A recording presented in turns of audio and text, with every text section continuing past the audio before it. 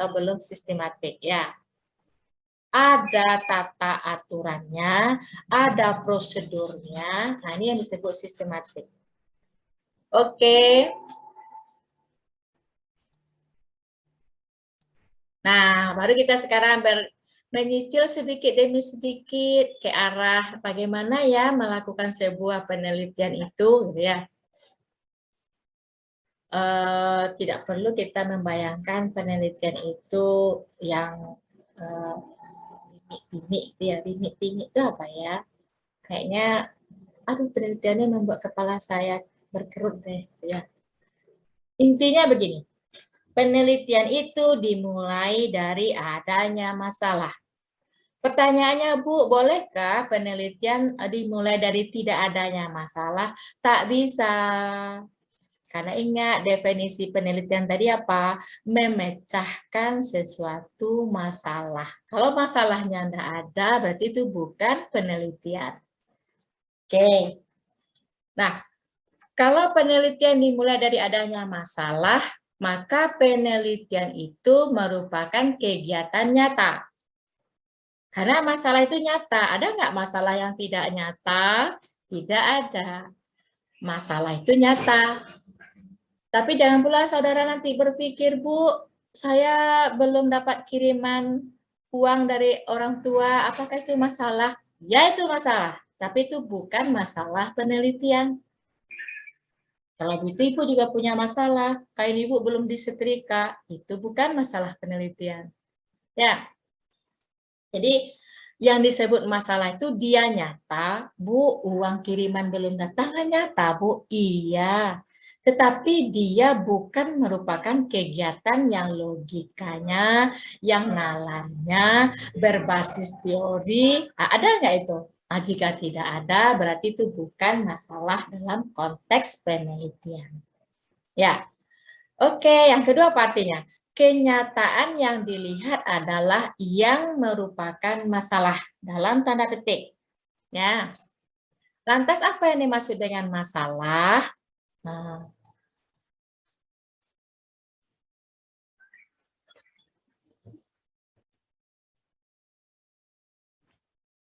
oke, tadi kita sudah membahas tentang sebuah masalah.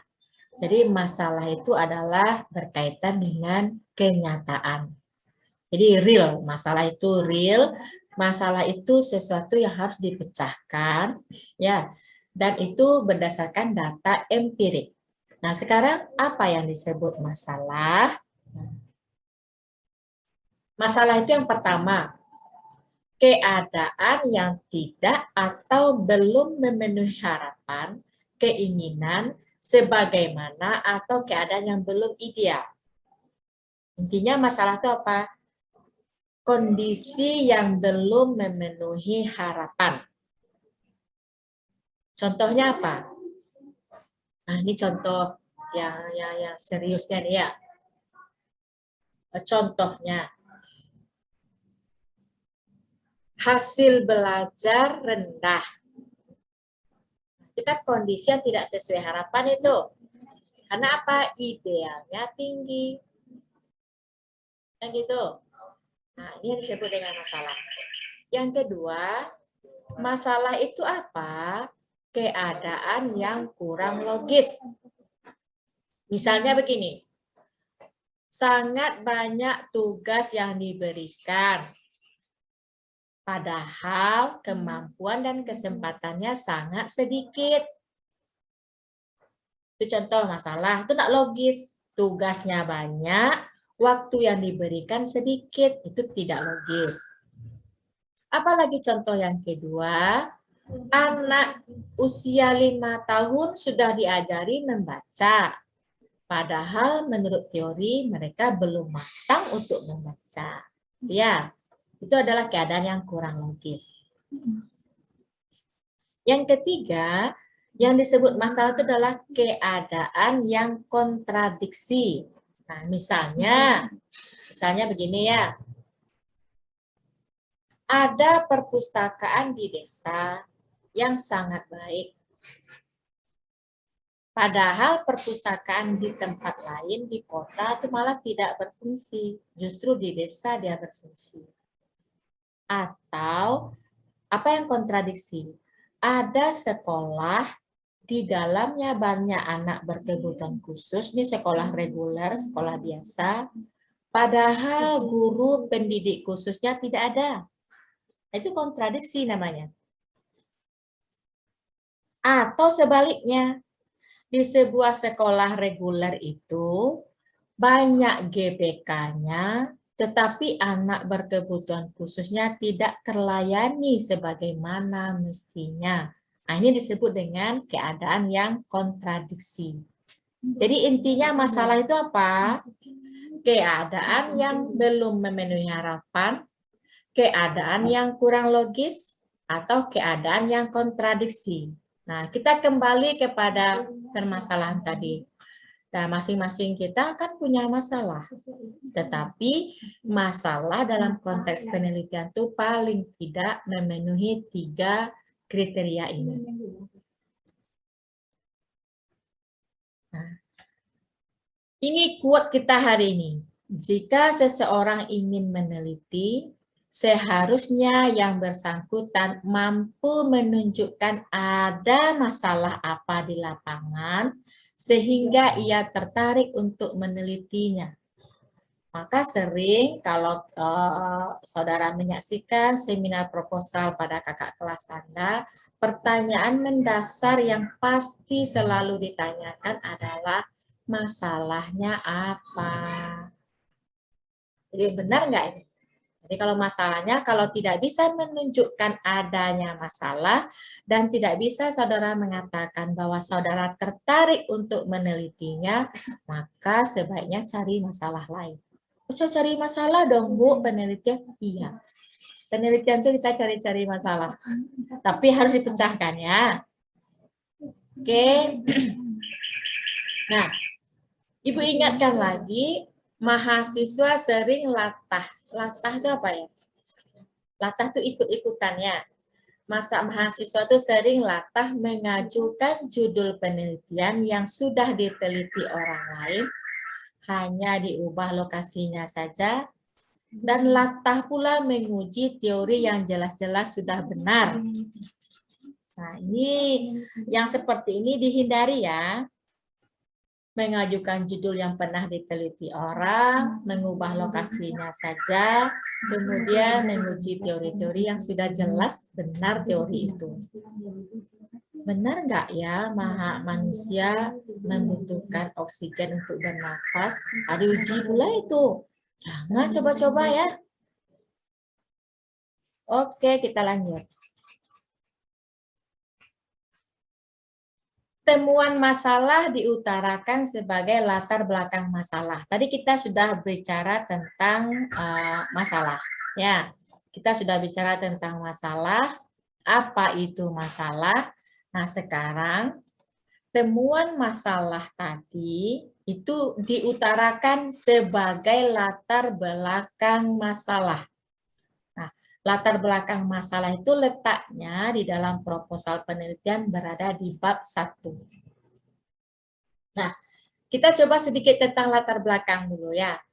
Istilah latar belakang masalah dimaksudkan menjelaskan mengenai masalah yang melatar belakangi munculnya keinginan untuk melakukan penelitian. Nah, ini ya. Ada dijelaskan di dalam latar belakang itu. Bagaimana nanti saudara menjelaskan mengapa masalah ini ada dan mengapa Anda tertarik meneliti masalah itu. Nah, ini isi latar belakang itu saja. Nah, dalam latar belakang masalah, kemukakanlah bahwa ada suatu masalah yang dijumpai di lapangan dan masalah itu penting untuk diteliti. Jadi kalau ditanya masalahnya apa urgensinya, mengapa ini penting diteliti, mestinya sudah ada jawabannya di latar belakang masalah. Oke, nah biasanya orang membuat temuan masalah ini di latar belakang masalah Cara berpikirnya menggunakan piramida terbalik. Cara berpikirnya dimulai dari yang umum dulu, kemudian beranjak sedikit demi sedikit ke yang khusus. Maka di latar belakang masalah tidak banyak mengutip, apalagi mengutip langsung. Bu, bolehkah saya mengutip tentang isi GBHN? Anda perlu dikutip. Bolehkah saya kutip isi pasal-pasal tertentu, misalnya pasal tentang hak pendidikan dan pembelajaran? Tak penting. Tidak perlu mengutip itu. Yang paling penting dalam latar belakang itu adalah ramuan dari berbagai hasil penelitian yang pernah dilakukan orang lain.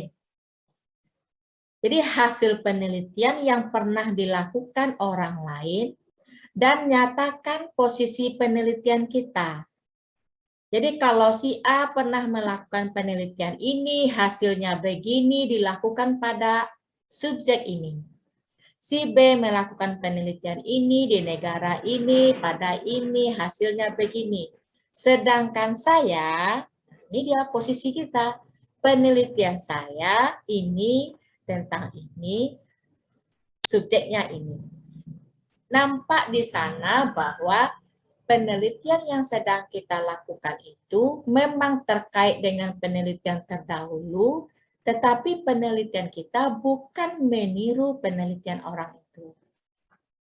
Nah, ini ya sebuah latar belakang yang bagus itu seperti itu isinya. Bukan mengarang indah, ya. Bukan bercerita tanpa ada data sebelumnya. Dan latar belakang masalah bukan pula menyatakan definisi atau konsep. Misalnya, kalau penelitian di bidang PLB, itu sering mahasiswa mengatakan kalau yang diteliti adalah anak autis, di latar belakang disebut pula anak autis adalah ciri-ciri anak autis ini, kategori anak autis ini. Tidak penting, karena itu nanti ada tempatnya, yaitu di bab 2. Oke, kita lanjut. Berikutnya setelah kita mengutarakan masalah itu di dalam latar belakang masalah, apa yang kita lakukan lagi? Mengidentifikasi masalah. Jadi begini, mengidentifikasi itu apa? Mempreteli masalah itu satu persatu. Oke. Jika masalah sudah ditemukan atau dimunculkan, tidak dengan sendirinya penelitian bisa dimulai. Nah, ini baru masalah. Masalah itu basis seonggok besar. Lantas apa yang dilakukan? Peneliti harus mempermasalahkan masalah tersebut. Setuju ya? Ada mahasiswa kemarin sering bertanya pada Ibu, Bu, saya nggak punya masalah, Bu. Bu, masalah penelitian saya harusnya apa ya, Bu?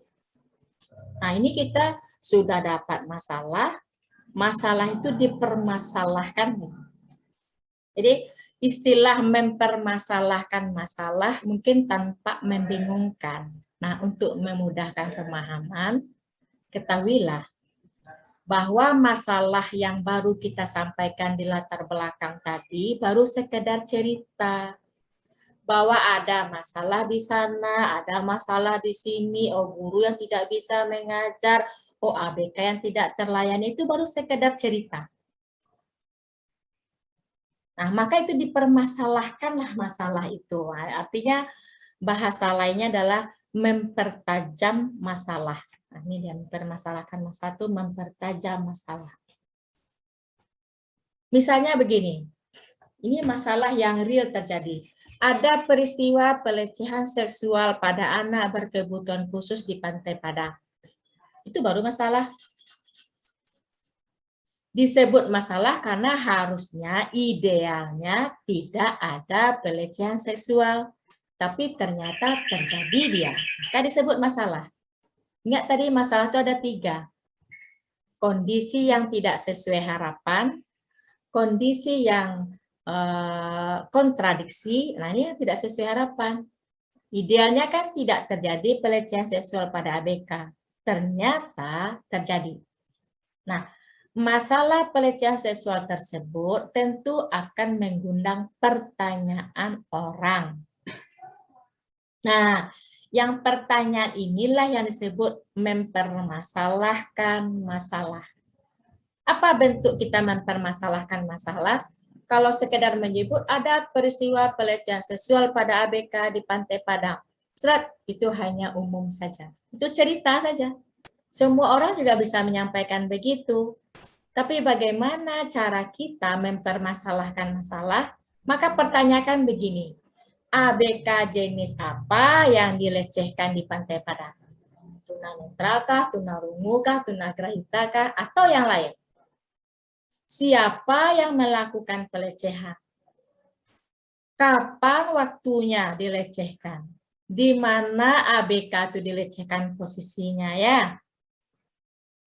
Siapa yang mengetahui peristiwa pelecehan saat itu terjadi? Apa sebabnya? Apa motifnya? Dan sebagainya.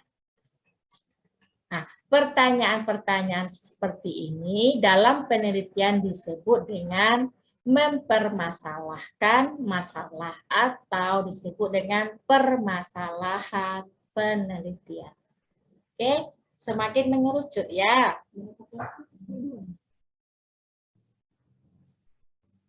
Ibu ingatkan lagi bagi mahasiswa yang akan berdiskusi atau bertanya, boleh menuliskan komennya nanti di YouTube Ibu ya. Kemudian kita lanjut.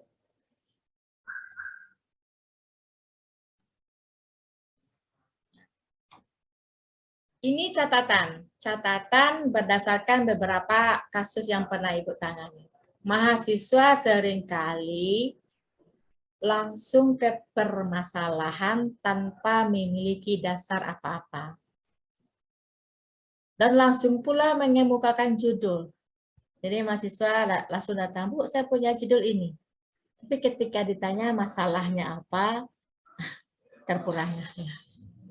Nah, sebaiknya kuasai dulu masalah, judul itu bisa nanti. Bu, kalau proposal kan judul dulu yang sudah ada di halaman cover depan. Iya, itu kan tertulisnya. Tapi cara berpikir mulai dari masalah dulu, kuasai masalahnya, kemudian baru bisa muncul judul. Oke, misalnya kita lanjut yang ini saja dulu. Nah, setelah tadi permasalahannya, sudah kita temukan masalah, sudah kita permasalahkan masalah tersebut, langkah berikutnya adalah tidak mungkin semua permasalahan masalah tadi kita teliti semuanya. Impossible. Kita juga memiliki keterbatasan. Lantas apa yang dilakukan? Dilakukanlah pembatasan masalah. Boleh kita membatasi masalah? Boleh, tetapi harus ada dasar pertimbangan membatasi itu. Jangan sampai nanti ditanya, kenapa saudara membatasi masalah tentang ini? Oh, suka saya, Ibu, kan nggak boleh terlalu banyak, nggak mampu saya. Tidak seperti itu. Ada argumentasi ilmiahnya. Ya. Nah, apa dasar untuk memilih permasalahan yang akan diteliti? Harus ada jawabannya. Kemudian apa lagi pertimbangan kita membatasi masalah? Perhatikan segala situasi dan kondisi yang mengitari masalah tersebut. Memungkinkan nggak dikumpulkan datanya? Misalnya kalau masalah itu terkait dengan proses pembelajaran anak berkebutuhan khusus di masa pandemi, saudara akan sulit mengumpulkan data. Nah, ini disebut dengan kondisi atau situasi yang mengitari masalah tersebut. Kalau permasalahan itu sudah dibatasi, maka judul sementara bisa dibuat. Ingat, judul sementara. Jadi mulai dari masalah, mempermasalahkan masalah, membatasi masalah. Baru sesudah itu judul muncul. Baru judul sementara. Ya. Jadi jangan terbalik, menetapkan judul dulu, baru ada masalah. Nah, itu terlebih namanya ya. Nah, kemudian setelah kita batasi masalah, apa yang dilakukan lagi? Sampai di sini, bisakah kita tetapkan sebuah judul? Bisa. Masih bisakah judul itu berubah? Bisa. Masih bisa berubah. Karena kita baru pada tahap membatasi masalah. Ini proses berpikir ya. Nanti kalau kita menulis, memang judulnya di awal. Nah, kira-kira bagannya seperti ini. Ada masalah, dibatasi satu masalah. Kemudian, satu masalah yang kita pilih, yang kita batasi tadi, maka muncullah judul penelitian sementara. Nah, sudah berangsur kita kan? Sampai di judul kita sekarang. Setelah judul itu muncul, baru kita rumuskan permasalahan penelitian. Atau bahasa lainnya apa? Rumusan masalah. Ya, merumuskan masalah itu menjadi permasalahan penelitian. Masalah setelah dipermasalahkan dan dibatasi, lalu ditetapkan dalam wujud rumusan masalah. Jadi dia konsisten itu dari awal. Mulai dari masalah itu diutarakan dalam latar belakang masalah. Setelah masalah itu ada, masalah dipermasalahkan. Kemudian masalah itu apa lagi? Dibatasi masalahnya. Setelah dibatasi masalah, muncul judul sementara. Setelah muncul judul sementara, baru diajukan rumusan masalah. Oke. Rumusan masalah itu diajukan dalam bentuk kalimat tanya. Maka dia akan merupakan pertanyaan. Dimulai dengan kata tanya, diakhiri dengan tanda tanya. Nah, itu dia yang rumusan masalah. Oke. Nah, setelah kita masuk ke rumusan masalah, maka bisa kita rumuskan tujuan penelitian. Jadi tujuan penelitian itu sebenarnya menjawab pertanyaan penelitian atau menjawab permasalahan penelitian. Jadi kalau kita buat dalam bentuk skema seperti ini, ada permasalahan, dibatasi menjadi satu masalah dirumuskan masalahnya, kemudian berdasarkan rumusan masalah, diperolehlah tujuan penelitian. Nah, sampai pada tahap ini, judul atau proposal penelitian saudara bab 1 sudah selesai. Jadi yang kita bahas hari ini, sudah selesai kita sampai bab 1, mulai dari latar belakang masalah sampai kepada tujuan penelitian. Ini adalah bagian-bagian dari bab 1 sebuah proposal penelitian. Oke, Ibu yakin dan percaya akan banyak nanti diskusi atau pertanyaan yang terkait dengan materi perkuliahan kita hari ini. Silakan komen. Nanti akan Ibu respon komen-komen terpilih ya. Oke, terima kasih. Itu saja perkuliahan kita pada hari ini. Semoga saudara bisa memahaminya dan terinspirasi melakukan sebuah penelitian yang novelty-nya atau nilai kebaruannya sangat tinggi. Terima kasih. Assalamualaikum warahmatullahi wabarakatuh.